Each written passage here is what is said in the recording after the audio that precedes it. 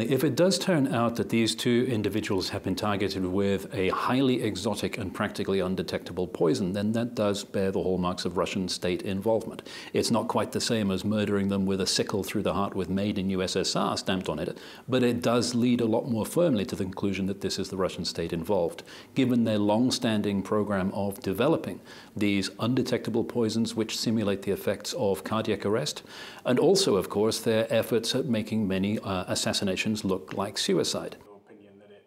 That the Russian state played a role in. I've heard several different theories for why the moment might have been chosen now. One of them is to do with the upcoming elections. Certainly it would do President Putin no harm in his election chances, whether or not the Russian state media machine tries to use it to boost his votes at the elections. Another explanation is that this is messaging coming back to the UK after the increasingly strong statements from Gavin Williamson and so on about what Russia is capable of doing to this country and how Russia harms our interests. It's, if you like, a practical demonstration that yes, this is indeed the case. However, again, until we see the treatment of this incident by Moscow, we won't know whether, if indeed it is the Russian state at work, we won't know how exactly they want to use it and why the timing is right now.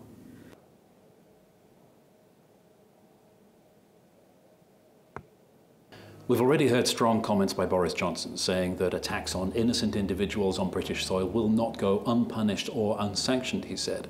If that is in fact the case, then that would be a departure from previous practice when dealing with incidents of this kind.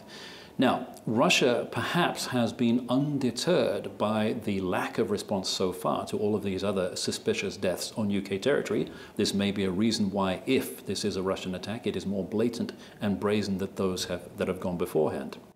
It is true that the death of Alexander Litvin... The Kremlin, of course, has denied any involvement. This is entirely unsurprising. It's a rule of thumb among people in my profession that any allegation leveled against Moscow shouldn't be taken seriously until you hear the official Kremlin denial.